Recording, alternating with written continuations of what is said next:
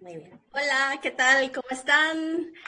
Feliz Día de las Escritoras a todas las escritoras que nos están viendo hoy. Estoy muy contenta de estar con tres escritoras fabulosas.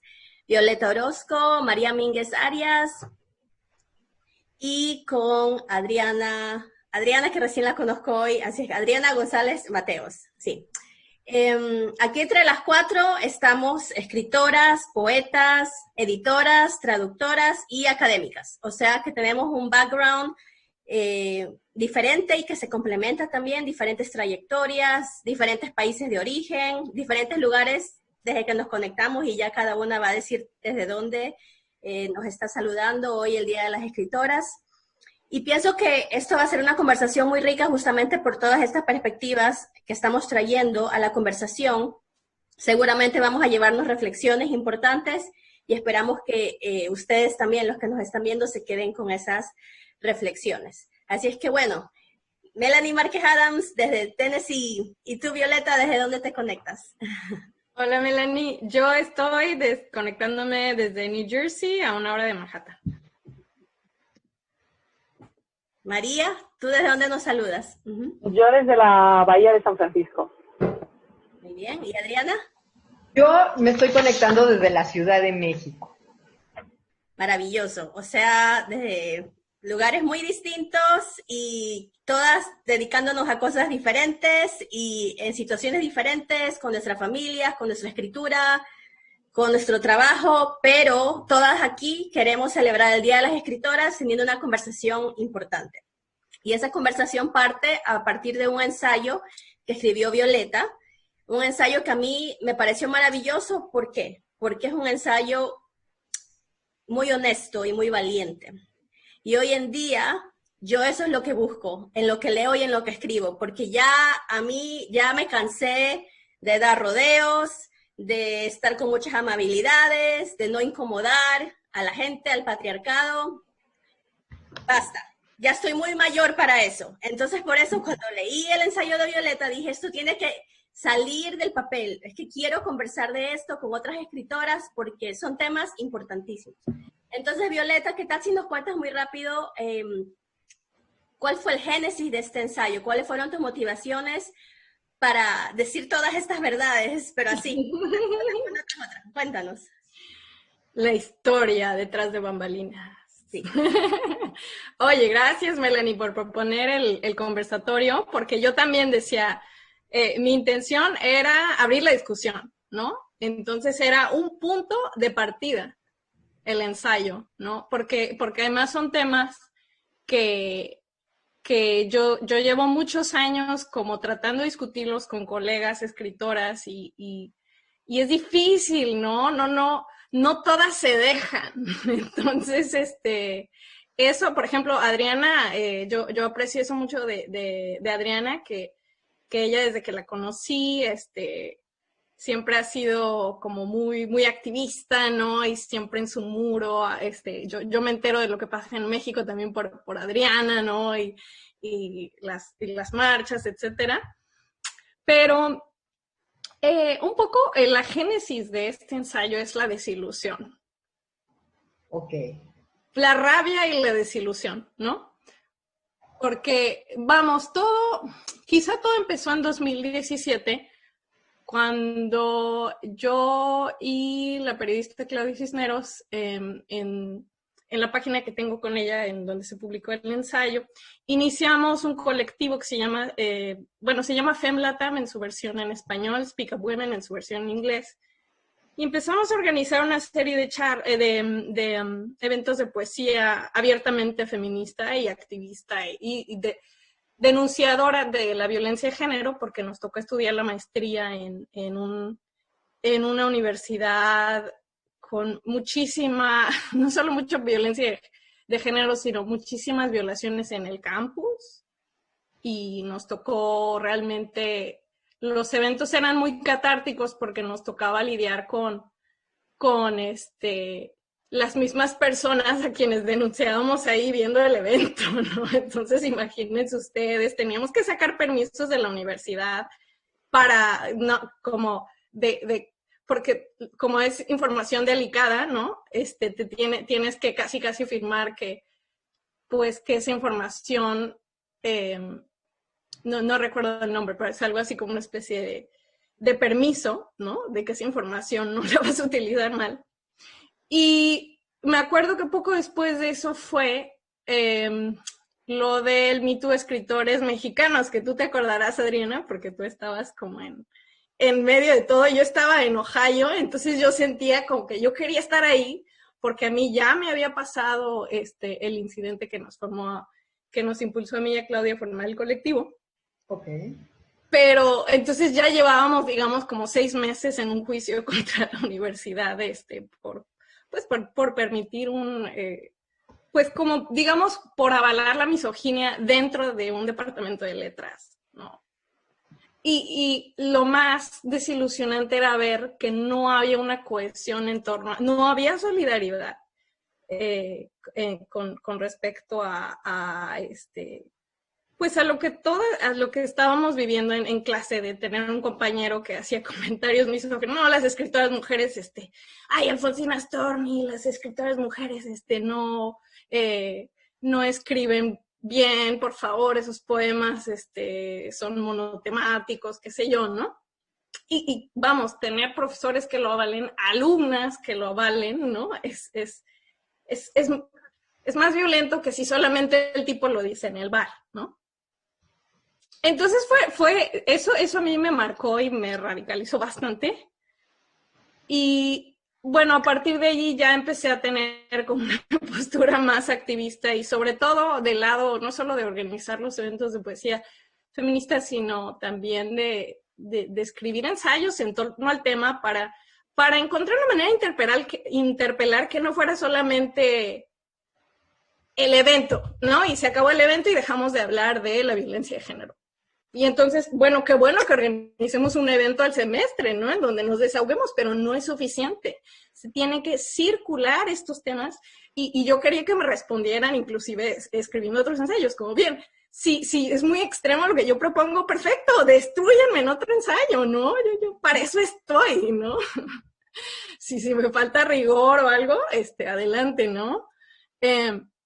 Pero digamos que este ensayo es un híbrido de teoría, porque además, desde mi maestría empecé a enfocarme en tanto en teoría postcolonial como en teoría de género. Entonces, ya llevo como 3 años estudiando a feministas de diversas escuelas, ¿no? Entonces, realmente es como una mezcla de teoría y sobre todo de praxis, ¿no? Porque para mí no era suficiente que se quedara dentro de la academia y también por eso no lo hice ensayo académico, ¿no? Porque la academia a veces no esos contenidos como que no los socializan lo suficiente, se quedan en las aulas, se hace una conferencia y mucho gusto, ¿no? No hay ni grabación, no hay un registro y a mí me parecía insuficiente, entonces como que a veces me da la impresión que los ensayos literarios creativos circulan mejor, ¿no? Y son como más provocadores. Entonces, bueno, a mí me da gusto, ¿no? Que haya, no solo que te haya gustado, Melanie, sino que se haya abierto esta primera conversación. Yo estoy feliz. Sí, me encanta eso de provocadores y ojalá que, como tú bien dices, haya ensayos de respuesta. Sería lindo que la revista FemLatam invite a otras escritoras a que respondan, tanto las que están de acuerdo y las que no, y por qué, que se abre esa conversación, porque creo que eso pasó en Chile, a partir de un ensayo de una escritora, muchas escritoras se manifestaron enseguida, respaldando o argumentando ciertas cosas, y se formó una conversación de repente interesantísima y fascinante, y ojalá, y las invitamos a todas, bueno, yo ya me estoy hablando por FemLatam, no sé si... No, claro, adelante. Esa es la idea de FemLatam. O sea, se me olvidó decir eso, mencionarlo, Melanie, que o sea, somos una revista como dedicada a tratar de abrir un espacio que al menos yo no encontraba, porque en general yo escribo más bien crónica de viajes y ensayos como sobre poesía y crítica literaria, ¿no? Pero no he escrito tantos ensayos, sí, como digamos, en torno a una... porque lo curioso es ver también qué tipo de ensayo es, ¿no? Porque es una crítica a varios niveles, y a mí me parecía que la crítica también tenía que ser a nivel autocrítico. Eso me parecía fundamental, ¿no? Y yo dije, bueno, quiero que me contesten no desde sus lecturas, ¿no? Sino desde su propia, que se miren al espejo, ¿no? Y, por ejemplo, algo que yo pensaba preguntarles, aprovechando que las tengo a las 4, ¿no? Yo decía, bueno... Podemos hacer un inciso, que continúes. No habéis mencionado el título del ensayo, creo. Creo que sería importante para ponerlo en contexto, solo eso. ¿Qué cosa? El título, sí. El título del ensayo es La expropiación de la intelectualidad en las escritoras latinoamericanas. Gracias, María. Sí, Gracias, María. Sí. Lo pueden leer, los que no lo han leído todavía, yo dejé el enlace cuando hice el anuncio de nuestra conversación, lo pueden leer en FemLatam, así que vayan a la página de FemLatam y ahí lo pueden encontrar. A ver, ya para lanzarnos, ¿no? Y para seguir el ejemplo de Violeta, esa valentía y hablar las cosas como son. Lo primero que a mí me llama la atención del ensayo es esta idea de la escritora subalterna. ¿Y quién nos hace sentir que somos subalternos, no? El canon, la escritura convencional del patriarcado, que siempre pone en duda lo que escribe la mujer, jamás el hombre. Pongo un ejemplo directo. Vamos con todo. En Iowa, donde yo hice mi máster en escritura creativa, obviamente pues tenemos talleres, presentábamos todos nuestros textos. Yo estaba en una onda muy feminista porque al igual que Violeta, me pasaron cosas a mí en lo personal y luego también en el mundo de la escritura y también en el mundo de las redes con el Me Too. Todo esto había agrandado momentum y yo quise que mis textos sean sumamente feministas, ¿no? Entonces siempre había la duda con mis textos. Pero cuidado con caer en lo de panfleto. Así llegó a decir un profesor del taller. Cuidado a caer en lo del panfleto y no en lo literario. Sin embargo, tenía un compañero que todo su proyecto era contar de sus aventuras sexuales, algunas con estudiantes de la universidad, mientras él era un asistente de cátedra, lo cual, no sé ustedes, pero a mí me parece que está ahí, aunque no sean sus estudiantes directos, está rayando en lo ético. Pero a él se le celebraba. ¡Oh! ¿Sí? Como que claro, porque para los hombres eso es, así se encuentran los hombres, ¿no? Siempre ellos en esas relaciones con las mujeres se encuentran. Y él, como era el más joven, era el Benjamín del grupo, ¿no? Tenía unos 22. A mí sí me gustaría decir esto. Cuando a mí me pasa algo que sí se complementa con lo que dices, pero creo que es un poco diferente, porque para el momento en que se puede decir a las mujeres nos tratan diferente que a los hombres, ya avanzaste, ¿sí? O sea, hay todavía en muchas clases, en muchos talleres literarios, yo creo que un editor no fácilmente acepta que va a tratar diferente a un hombre o a una mujer, aunque lo haga. O sea, yo creo que para mí fue todo un camino llegar a tomar conciencia de eso, ¿sí? De, a mí me están discriminando porque soy mujer. Porque todo se cubre de una superficie de no es cierto, eso ya pasó, aquí todos tenemos las mismas oportunidades. Lo que pasa es que tú estás diciendo cosas triviales. Él está siendo profundo, audaz, él es realmente genial. Lo que pasa es que tú eres medio tontita, nenita. O sea, yo eso te juro que lo he sentido, pero una y otra vez. O sea, ya para llegar a decir yo soy feminista y estoy rebelándome contra un mundo que me discrimina, es porque ya recorriste kilómetros. Y porque es muy frustrante. Al punto al que llegó Melanie. Llegas a un punto en el que dices ya, estoy aquí arriba en la cima y ya veo mucho más de lo que veía antes, ¿no? ¿Puedo añadir algo a tu reflexión, a Diana y al comentario de Melanie? Lo que quiero hacer es, a mí me ha pasado lo mismo al leer el ensayo. Igual que tú te has quedado con la idea de la escritura subalterna o la escritora subalterna, yo me he quedado con la idea de pertenencia. Y yo creo que es lo mismo. Me ha hecho mucha gracia porque me ha llevado a reflexionar como creo que la mayoría de las mujeres tenemos un gran dilema y un gran problema con la idea de la pertenencia. Y creo que el ensayo lo muestra muy bien. Creo que nos pasamos la vida intentando pertenecer a los lugares que ocupamos.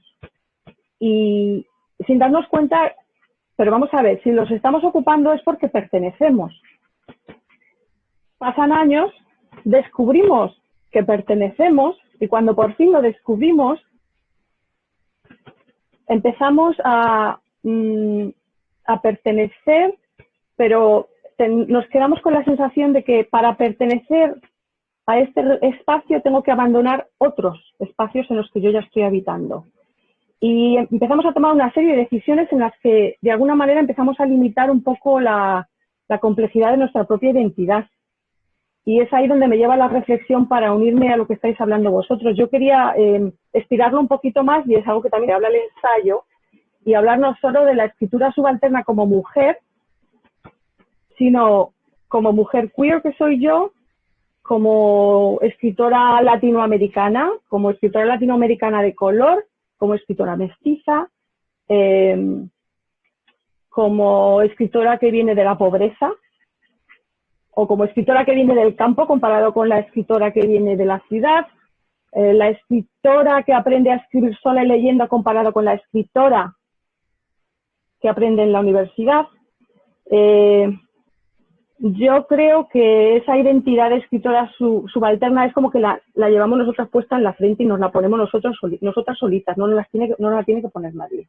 Nos la ha impuesto el sistema, pero de alguna manera está muy, en inglés, internalized, muy internalizado. Por supuesto, y además creo que no solo lo tenemos ya desde siempre, sino que el medio te lo confirma una y otra vez. Por ejemplo, yo no quisiera dejar pasar esto. Podemos tener esta conversación ya que estamos en una red social. Imagínate lo que sería tratar de publicar o tratar de aparecer en un programa de radio, cuando hay siempre en estos medios suele haber una jerarquía masculina que dice, ¿a quién le van a interesar esas cosas? ¿Sí? ¿Quién va a querer oír a estas señoras hablando de sus frustraciones cuando podríamos hablar de lo que está pasando en realidad? ¿Sí me entiendes? O sea, creo que estamos en un momento de mucha oportunidad para nosotras porque podemos escribir textos e incluso autopublicarlos y difundirlos en red, tener acceso a este tipo de medio, conocernos. O sea, esto es algo que no pasaba hace 15 años con tanta facilidad. Y a mí me parece que es algo muy importante porque estamos teniendo acceso a algo súper, súper crucial. Lo que me pasa no me pasa a mí, sino que somos muchísimos. ¿Sí? A muchísimas otras les está pasando lo mismo, han pasado por las mismas experiencias y creo que ese es un punto importante de lo que dice Violeta en su ensayo. No es una cuestión personal, sino estructural, ¿no? O sea, siempre caemos en esta, no caemos, sino llegamos, ascendemos a este lema de que lo personal es político y a mí se me hace algo súper vigente, ¿no? No sé qué piensen. Sí, inclusive cuando Violeta me acompañó en el conversatorio por la publicación de mi libro, Violeta muy elocuentemente me dijo, deja de decir que tus crónicas son personales, ¿no? Lo personal es político, pero creo que me lavaron tanto el cerebro ciertas personas que talleré algunos de los textos, ¿no? Como que, ay, estas estampas de tu vida personal, y yo que hasta yo misma me lo creí, que empecé a decir, sí, mis crónicas son personales, cuando Violeta muy bien pues señaló, tus crónicas parten de lo personal, pero van a lo político, ¿no? Porque hablo de temas de migración, de ser mujer, de ser escritora, de lo que pasé en Iowa, de lo que ha pasado en otros espacios de escritura, tanto en inglés como en español. Entonces sí, pero yo me quedaba con eso, ¿no? Mis crónicas personales, porque ya te viene también este síndrome de impostora, como también Violeta lo menciona en ese ensayo, ¿no? Y eso, como que voy a creerme lo que tú me dices, te voy a devolver lo que me estás diciendo para que me sigas aceptando en tu círculo, ¿no? ¿Os puedo hacer una pregunta que me parece que viene muy a cuento? Como es el Día de las Escritoras y estamos hablando de la escritura subalterna y de la pertenencia, una de las preguntas que yo quería haceros es muy personal. Yo quería saber primero, si os consideráis escritoras, porque hay muchas mujeres que escriben, pero todavía no se consideran escritoras. Si os consideráis escritoras, ¿desde cuándo? ¿Y cómo fue? ¿Cuándo cambiasteis el chip? Yo desde que publiqué mi primer libro, mi libro de cuentos, ya me creí yo misma que era escritora, cuando en verdad ya había estado escribiendo desde hacía años antes de eso. Pero no pasa que publiqué el libro como que necesitaba esa validación y ya ahí me empecé yo a sentir, a llamar, a creérmelo de escritora. Uh-huh. Yo diría lo mismo, ¿no? O sea, a mí me tomó muchos años tomármelo en serio. Es lo que es muy importante de publicar y sobre todo de recibir algún tipo de respuesta. Que desde la gente que te escribe y te dice, oye, leí tu libro, empiezas a tener crítica, empiezas a participar en cosas y te lo empiezas a creer contra una corriente que todo el tiempo, una vez más, ¿no? Todo el tiempo te está diciendo, bueno, pero apenas es una novelita, ¿no? Creo que es algo muy, muy importante la pregunta que estás haciendo. ¿En qué momento nos la creemos cuando estamos llegando a un territorio que nos define como intrusa, recién llegada, etcétera? Porque parece de nuevo, como dice el ensayo, que estamos esperando, es a través de la aprobación de otras personas cuando nosotros empezamos a darle valor a su trabajo. O también puede ser, y también yo creo que tiene sentido, que en realidad no es hasta que no somos leídas que no nos consideramos escritoras, porque al fin y al cabo escribes para que te lean, ¿no? A lo mejor es una combinación de las dos cosas. Violeta, ¿tú qué opinas? Muchas cosas. Entre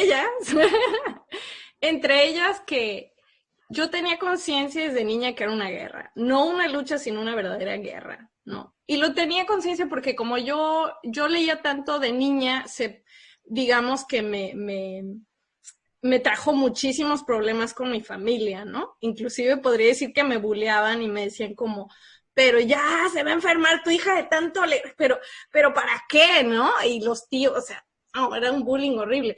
Y entonces yo, como desde niña, yo tomaba muy en serio, me tomaba en serio, no solo como lectora, sino, o sea, como que yo tenía una claridad así desde muy, como que fui muy precoz en eso. Esa claridad, lejos de ayudarme, digamos que me trajo muchos problemas porque me encontré inmediatamente con el muro de la gente que me decía, ¿hasta crees?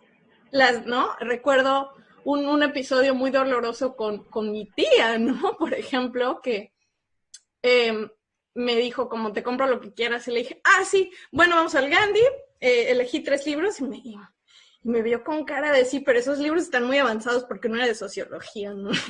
Todo adolescente. Y me dijo, y yo le dije como, sí, no, estoy segura que son estos, no sé qué. Y me dijo algo así como, no sé, sacó a cuento lo del matrimonio y le dije algo así como, tía, yo a esa edad, le dije algo así como, yo quiero producir libros y no hijos, ¿no? Porque yo voy a ser escritora.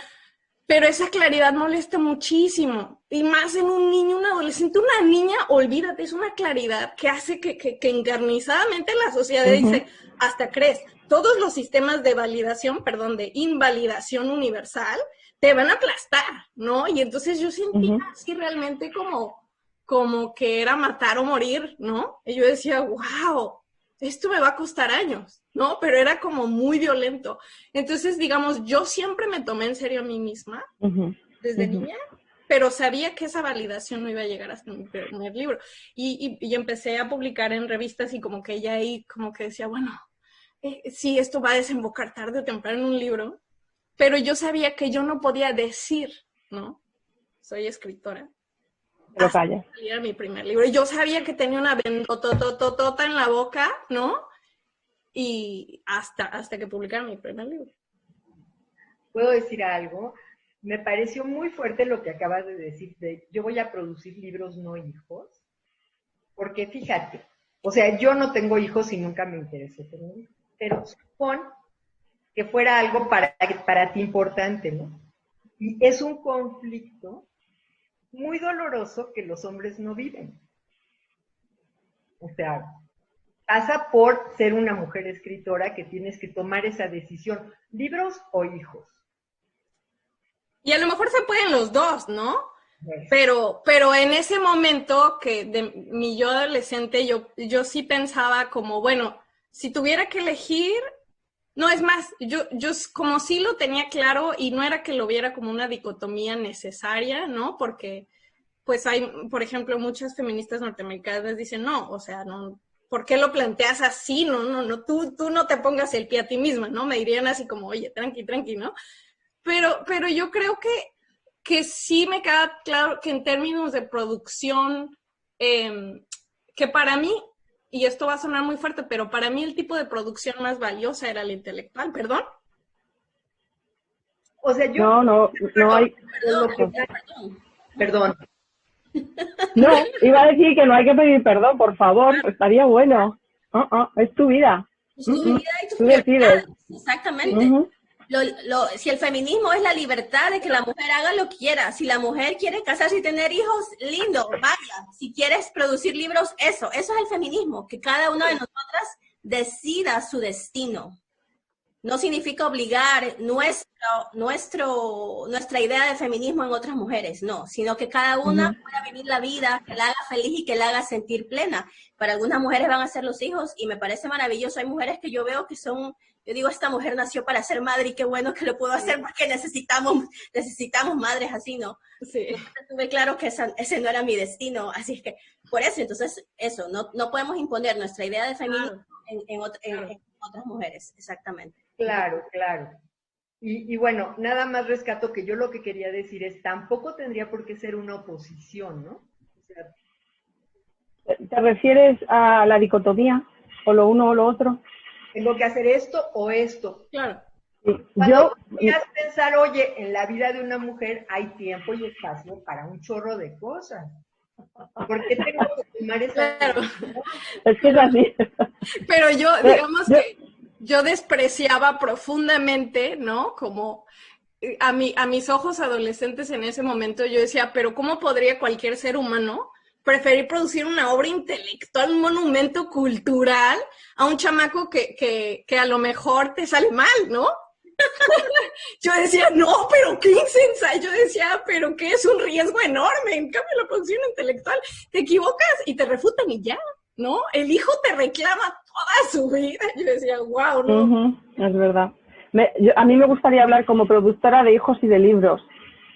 Pero antes de llegar ahí me gustaría decir que yo creo, Violeta, no estás diciendo ninguna barbaridad. Yo creo que, bueno, primero, el mero hecho de que somos escritoras quiere decir que desde pequeñas somos observadoras, me parece. Y solo te basta observar el mundo y el mundo dentro de las cuatro paredes de cada hogar para entender cuál es el lugar de la mujer y la distribución de trabajo.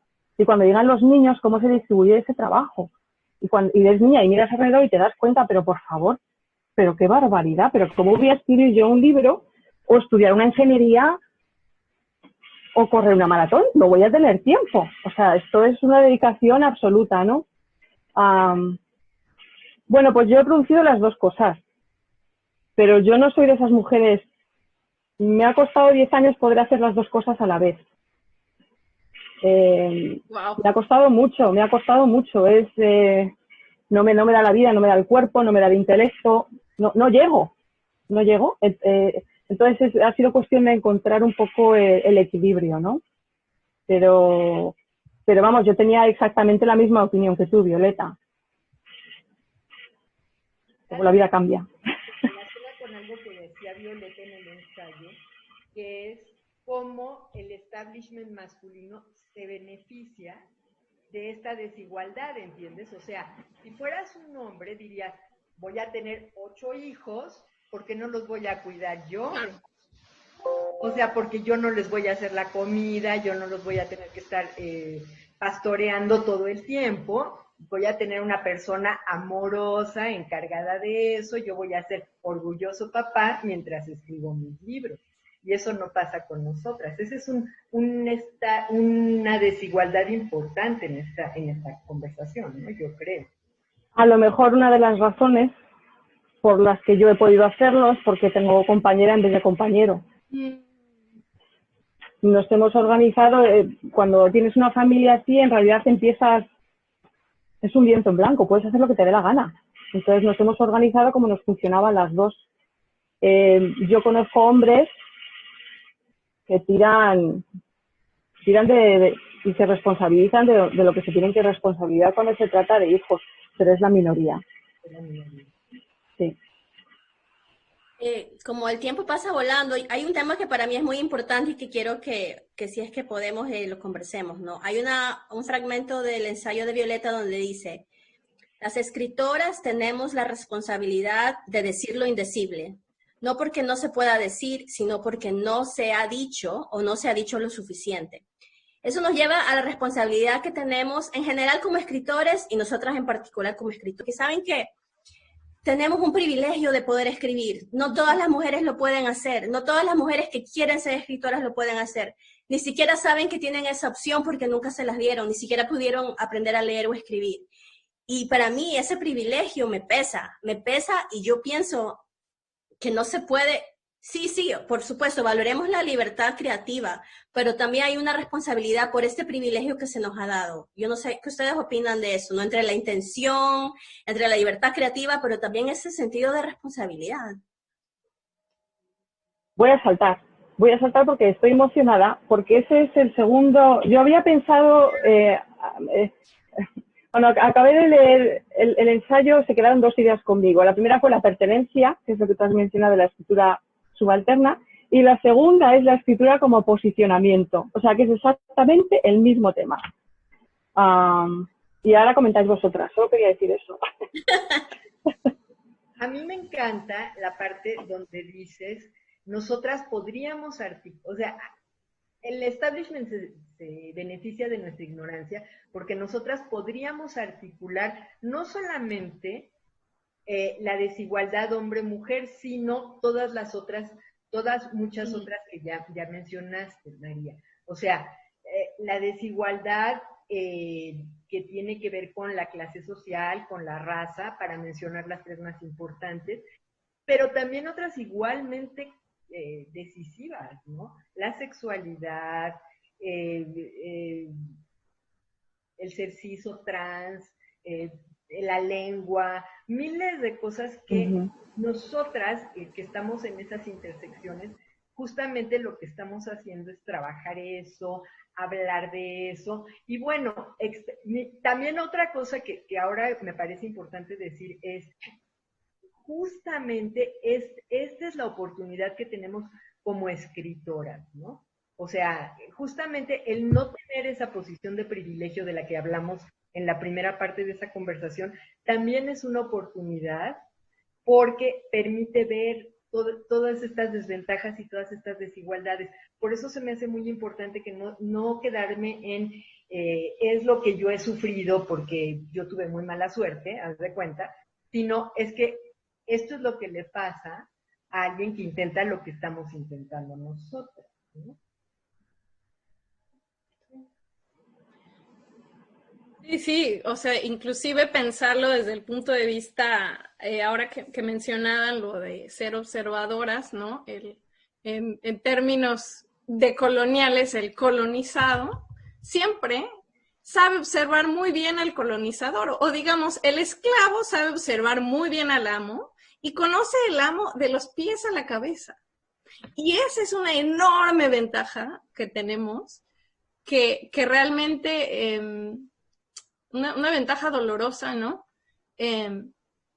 Porque una de las grandes preguntas es, si tuviéramos esos privilegios, escribiríamos lo que escribimos, ¿no? Yo quisiera seguir escribiendo siempre, o sea, quizá por eso uno de los planteamientos del ensayo también es tratar de mirarnos de manera objetiva, ¿no? De ver nuestras posiciones, que siempre, el lugar donde nos posicionamos siempre es relativo, ¿no? Y va cambiando. Y quizá otro de los temas centrales que yo encontraba era Hay una escritora que dice, yo cuando entro a un cuarto lleno de escritoras, quiero pensar que estoy entrando a un cuarto lleno de amigas y no de rivales. Quiero pensar, ¿no? Irene Lara Silva. ¿Y por qué eso se tiene que quedar en un deseo, no? O sea, ahora que María hablaba de, que nos preguntaba cuando nos asumimos como escritoras, yo me he dado cuenta que algo que nos impide a veces posicionarnos con la misma seguridad con la que con la que los hombres lo hacen, porque seguridad sí tenemos, ¿no? Pero es relativa. Nunca se va a comparar con el narcisismo, por decir algo, por poner un ejemplito de Vargas Llosa, ¿no? Jamás. Siempre es una seguridad insegura, llamémosle. Siempre está tambaleante, ¿no? Y eso sería, nos sentiríamos más seguras si nos sentiríamos apoyadas. También me parece que eso es algo súper importante que estás tocando en el ensayo y que en realidad es la principal razón para estar celebrando el Día de la Escritora con esta conversación. O sea, ¿en qué momento ves a otras mujeres en principio y a otras escritoras como posibles aliadas y posibles amigas, y en qué momento como rivales? Hay una parte de tu ensayo que ojalá, no lo tengo, o sea, desgraciadamente no lo tengo como para leer el párrafo ahorita, pero dices, nos queremos poner como la última, la que pone la bandera en la luna. No dices la última Coca-Cola del desierto, pero es lo que quieres decir, ¿no? O sea, como que cada una de nosotras, no por algo personal, sino porque así es el medio, así está construido el medio, aspiraríamos a ser como estos hombres. Ya mencionaron a Vargas Llosa, ¿no? Imagínate, que nosotras pudiéramos tener esa seguridad para hablar de la primera estupidez que te pasa por la cabeza sin censura y difundirla a todo el mundo, y nosotras como que con tal de eso, lo que estás diciendo en el ensayo se me hace doloroso, importante.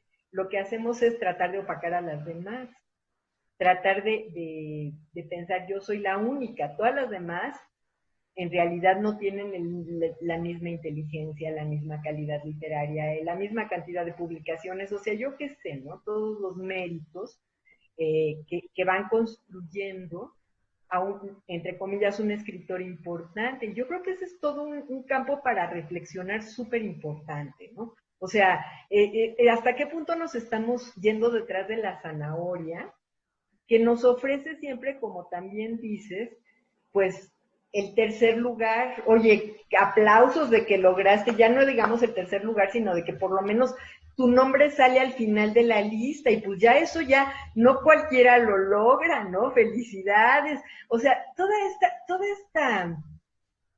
esta rivalidad entre las mujeres, yo creo que es algo muy doloroso, pero es algo en lo que sí podemos incidir y sí podemos trabajarlo, ¿no? Esto sí es algo que está totalmente dentro de nuestras posibilidades.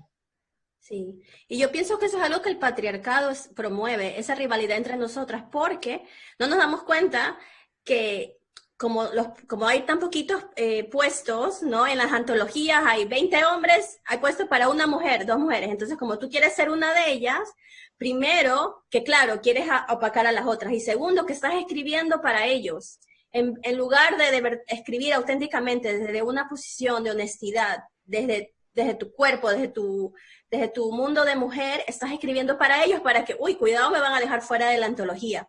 Y entonces en eso no estás viendo que te están haciendo el gaslighting, creo que se llama luz de gas en español, pero yo creo que sí, bueno, si no saben qué es gaslighting, vayan a buscarlo en este instante, porque es fundamental el gaslighting para nosotros, los que pertenecemos a minorías, mujeres, personas de color, porque eso es lo que siempre el patriarcado, el grupo del poder nos quiere hacer, ¿sí?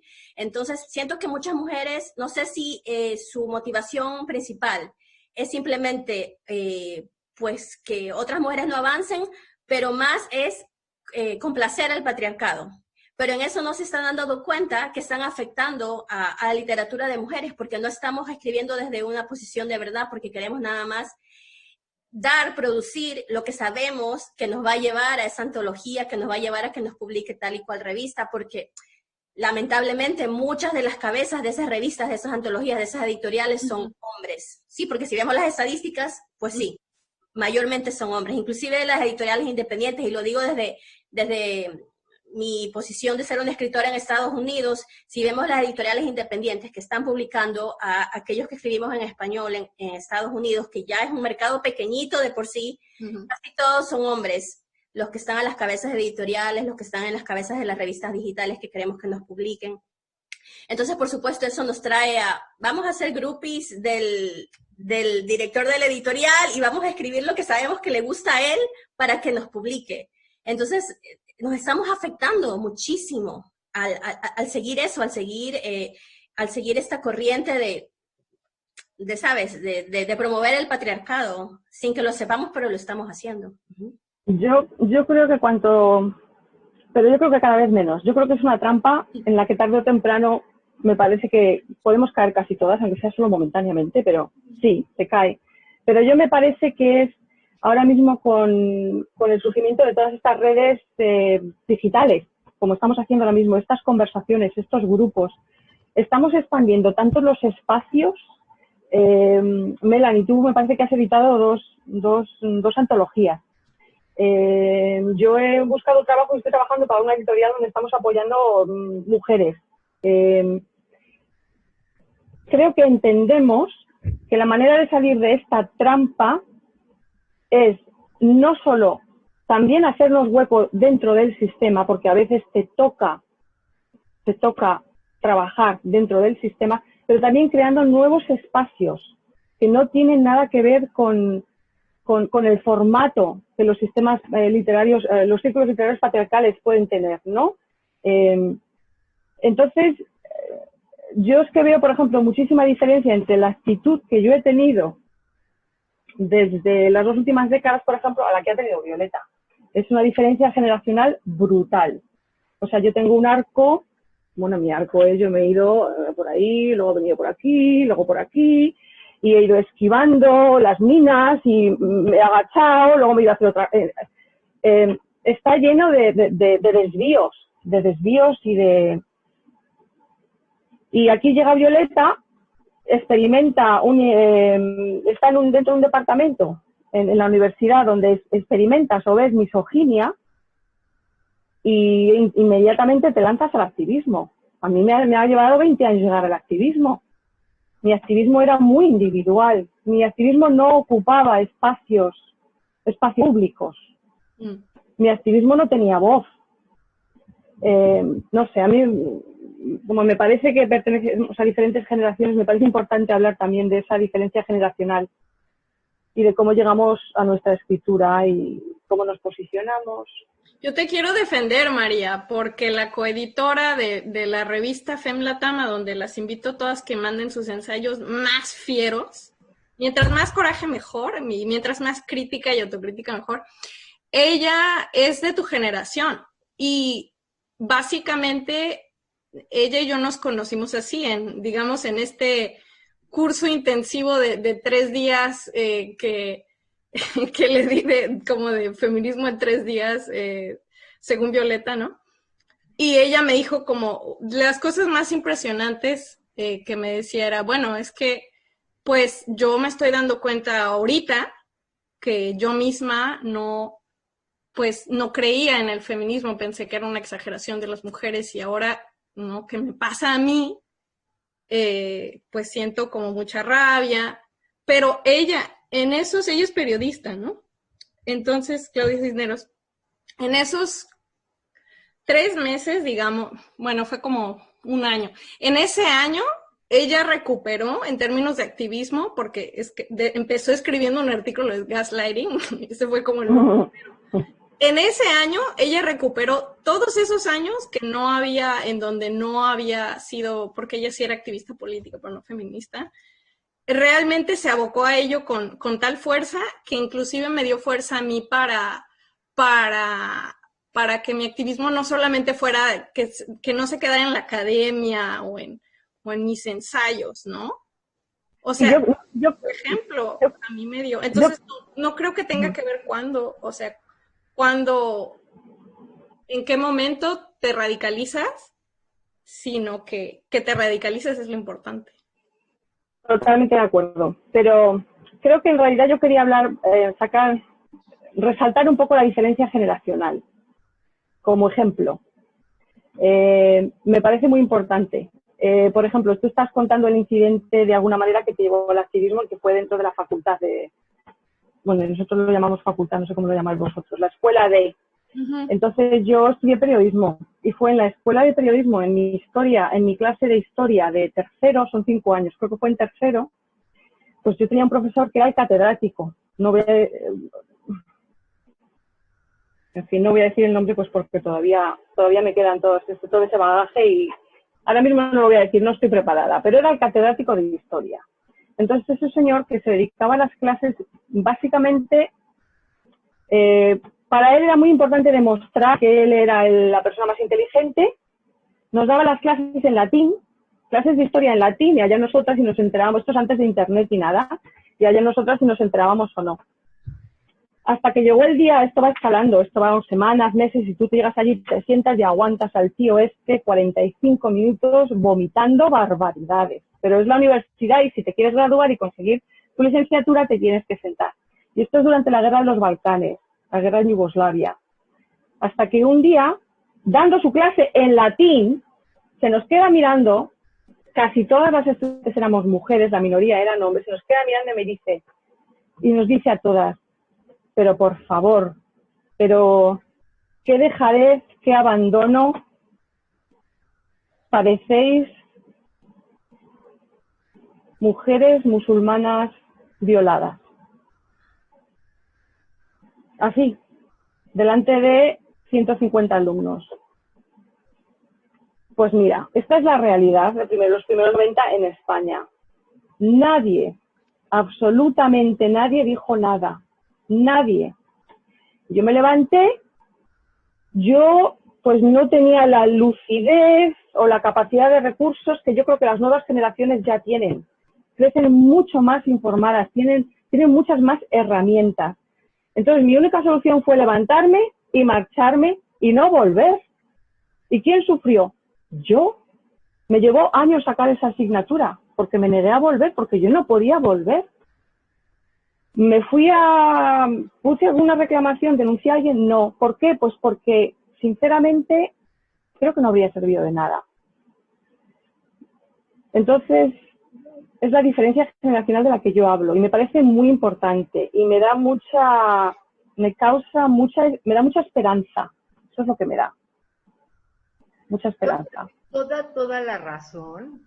O sea, yo también comparto lo que acabas de decir, ¿sí?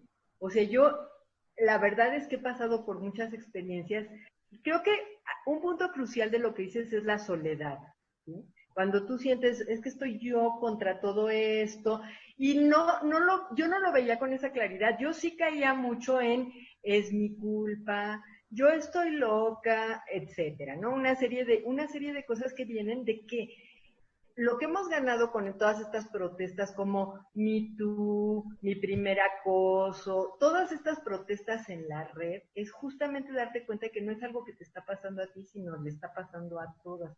Y eso fortalece muchísimo, ¿sí? Más allá del resultado concreto de cada protesta, yo creo que es algo que está cambiando nuestra conciencia por eso, porque si te fijas, el patriarcado lo que hace es aislar a las mujeres, ¿no? Cada una está aislada en medio de, está aislada en su casa, para empezar, ¿no?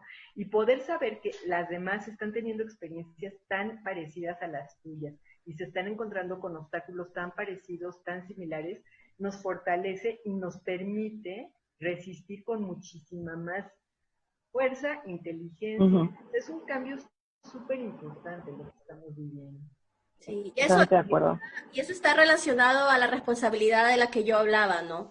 Ya que nosotras tenemos ese poder de la palabra de compartir experiencias, porque yo creo que eso va a animar a otras personas a verse y primero no sentirse solas, que para mí la literatura, eso fue una de las cosas que hizo para mí como una niña que le hacían bullying, que era muy nerd, que pasaba en la biblioteca. A mí la literatura me dio ese regalo, sentirme menos sola. Y eso es lo primero que yo espero lograr, tanto con mi ficción como mi no ficción, con mis lectores. Y siento que en la no ficción, y que a lo mejor por eso la no ficción es muy bajoneada en español, ¿no? Es algo que yo toqué cuando hablamos de mi libro con Violeta.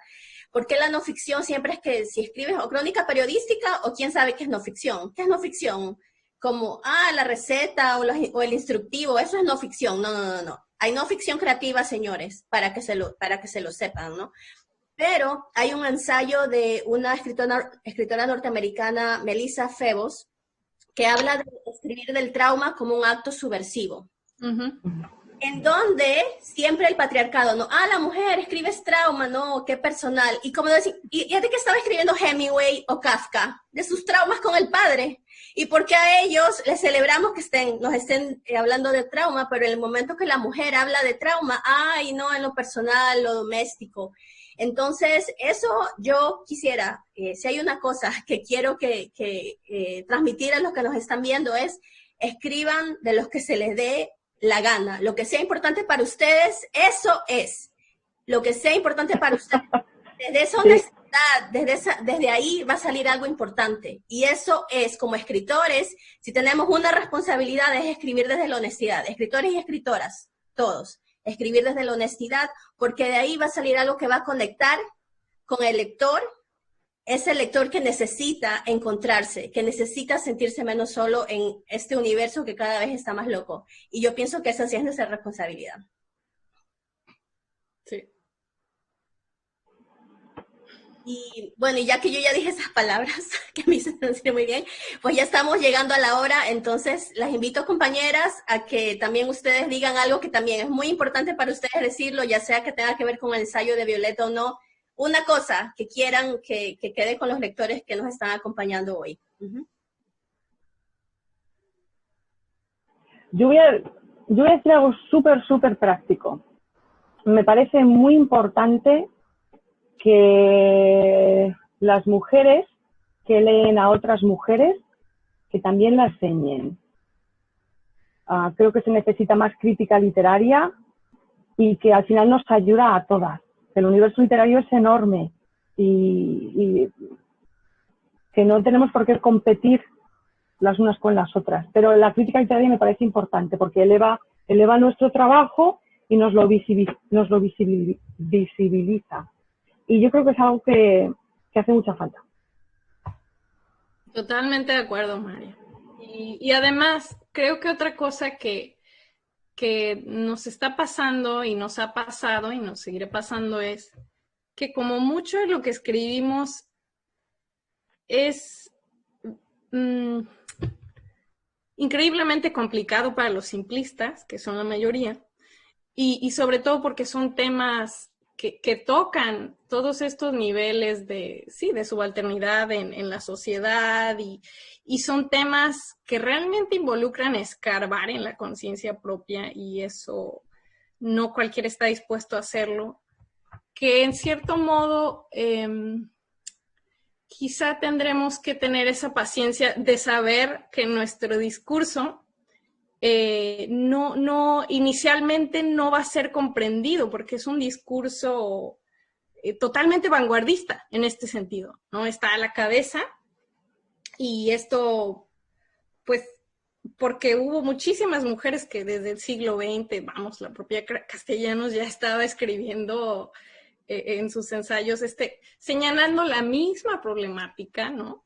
Y idealmente dejaríamos de discutir esto porque ya lo superamos, ¿no? ¿Cuántos años han pasado? Pero no, lo seguimos discutiendo y lo debemos de seguir trayendo a cuento las veces que sea necesario, por doloroso que sea. Inclusive como no forzar, pero como persuadir un poco a las otras, ¿no? Escritoras como este ejercicio de autoconciencia, que también es la lectura. Porque leer algo no es decirle, oye, chécate este ensayo, ¿no? Sino es nada más decirle, oye, ¿tú qué piensas? ¿Te ha pasado? Dame tu opinión, como conversa conmigo, dialoga conmigo, porque quizá de las cosas que es más dolorosa, dolorosa para mí, no sé, para ustedes, es sentir eso, que hay pocos interlocutores, que muchos te dicen, sí, me gustó, está bueno, ¿no? Y que no hay realmente, yo eso me encanta de Melanie, por ejemplo, que realmente hemos tenido discusiones sumamente interesantes y productivas, inclusive transformadoras de nuestra propia escritura, porque el nivel en el que estamos dispuestas a profundizar dentro de la crítica, ¿no?, de nuestra propia obra, de nuestra propia conciencia y de nuestra propia realidad, es una disposición permanente al diálogo. Y eso es algo que es un trabajo pedagógico que para mí es parte de la escritura, porque es un poco decirles a los otros, bueno, si son lectores, ¿no? Participen en la conversación, ¿no? No se queden ahí diciendo, like, ¿no? ¿Y de qué sirven a mí 500 y nadie me dice por qué le gustó el ensayo? Efectivamente, yo cada vez que alguien me dice que le ha gustado algo, particularmente con la novela, porque es lo que más, yo creo, más ha leído la gente, siempre le digo, por favor, si no te importa, ¿el qué? ¿Por qué? ¿Qué te ha hecho sentir? Ya, y hay gente que me dice, ya, pero es que yo no sé expresar, o yo no soy crítica, o yo no sé. No, eres lectora, yo solo quiero saber, yo quiero que me digas por qué te ha gustado. Y cuesta. Yo creo que nos cuesta a todos. Es un poco lo de siempre, lo que hacemos siempre. Pues nos frenamos. Nos frenamos porque pensamos que nuestra opinión no importa, ¿no? Uh-huh. Pues eso lo hacen muchas lectoras también. Sí. Bueno, antes de terminar, porque ya no tenemos tanto tiempo, primero quiero decir que agradezco mucho esta conversación, porque yo creo que este es un ejercicio, más allá de que nos la pasamos muy bien y me encantó hablar con ustedes, también es un ejercicio importante, ¿no? Empezar a escucharnos, Hay algo que acaban de decir que creo que vale la pena subrayarlo ahorita. No hay tanta disposición afuera para escuchar lo que decimos, pero tampoco nos podemos desanimar por eso. Uh-huh. Porque hay que tener fe, ahora sí que hay que tener fe en que hay otras, muchas por ahí, a las que sí les va a gustar tu libro, a las que sí les va a gustar tu ensayo, que a lo mejor lo que hay que decir es, a lo mejor ahorita no estás lista para decirme lo que piensas, pero piénsalo un poco, cuando quieras aquí estoy. O sea, también es una cuestión de creer en esto, y ir abriendo esta conversación a cada vez más personas que tal vez ahorita están pensando, ¡oh, ya se acaba y yo no puedo decir nada! Bueno, pero habrá otro momento. Pero pienso que también ese es el valor de espacios, de eventos como este, porque creo que estamos animando tanto a otras escritoras como lectoras a que su opinión cuenta. Como bien decía María, no hay opinión pequeñita, no. Uh-huh. Todos aportamos a la conversación. Miren, nosotros aquí, mujeres tan diferentes, de diferentes generaciones, de diferentes trayectorias, uh-huh. Estamos compartiendo experiencias y estamos aprendiendo uh-huh. todas juntas. Todas las opiniones cuentan, no importa de dónde sea. Y es más, creo que necesitamos diferentes perspectivas, diferentes opiniones. Así es como aprendemos. No vamos a aprender nada más hablando entre las mismas, del mismo lugar, de la misma academia, del mismo tipo de escritura, del mismo país. No, es la diferencia. De la diferencia sale el conocimiento. Siempre es lo que yo he pensado. También puedo añadir algo a lo que dijeron, porque también no solamente aprendemos, sino que así nos construimos, porque digamos, por decirlo de una manera ligeramente cínica, sí ha habido un proceso sistemático de destrucción de la subjetividad de la mujer. Tenemos que reconstruirla, ¿no? Y eso no se hace solito. Y por ejemplo, yo también quiero agradecer mucho a todas las que se animaron, porque realmente armamos esto en unos días. Fue como, pues, las que se animen. Yo literalmente estaba dispuesta a invitar a todas las que realmente, pues, las hubiera estimulado a seguir la discusión al ensayo, ¿no? Entonces yo estaba así como viendo, así, ¿quién más responde? ¿Quién más responde, no? Porque para mí era una discusión al libro abierto. Y entonces, algo que quería compartir es que yo me he dado cuenta que parte de esta inseguridad, por ejemplo, hablar en público, ¿no? Es algo que se quita porque yo decía, no, es que yo prefiero que vean el ensayo porque en el ensayo tuve tiempo de editar. Y la conversación, yo no tengo tiempo de editarla. ¿Y qué tal que no modulo suficiente mi voz? ¿Qué tal que traigo la ropa equivocada? El arete se me cae la lámpara como se me cayó. Se explota la computadora. Digo una grosería sin mutear el micrófono. Van a ver quién soy. Yo lo que quiero es que vean la versión más perfecta de mí misma. Y dije, ahí está la colonización interior contra la que tenemos que luchar, que no vean la versión editada de nosotras para que no tengan que suprimir su ser, para que no tenga que estar censurando hasta ser la mujer perfecta del patriarcado. No. Que puedan tener una verdadera discusión y por eso, no solo con las demás, sino con su conciencia, decir, miren, estas son, esto es lo que escribo y eso también es lo que va a animar a las demás a aceptarse y a decir, no importa que me equivoque, puedo tener un live streaming y no tengo que estar preparando todo lo que digo, ¿no? Todo el tiempo y esta hiperpreparación en la que vivimos para ser perfecta. Ya estuvo, se acabó. Me encanta, entonces hay que seguir la conversación. Tenemos dos maneras. Primero, nos pueden dejar comentarios acá en el video. Todas queremos seguir la conversación, como ven, nos podríamos quedar horas, pero ¿qué tal si conversamos en los comentarios en Facebook? En vez de hablar de los gatos, hablemos de estas conversaciones importantes. Bueno, también hablemos de los gatos, porque los gatos son lindos. Pero hablemos de eso, por eso las redes también son para estas conversaciones importantes. Y segundo, las que se animen, escriban un ensayo en reacción al ensayo de Violeta o en reacción a esta conversación, que FEMLATAM, Violeta ya lo está, dice, se lo va a decir. Entonces, tenemos ahí las dos opciones y bueno, muchísimas gracias. Yo pienso que de repente hay que seguir esto. Vamos a planificar otro conversatorio porque se quedaron muchos temas, pero no queremos extendernos más allá de la hora. Reflexionemos de todo lo que hemos estado conversando en este momento y pues ojalá que nos vayamos con ideas para escribir, con ideas para seguir conversando.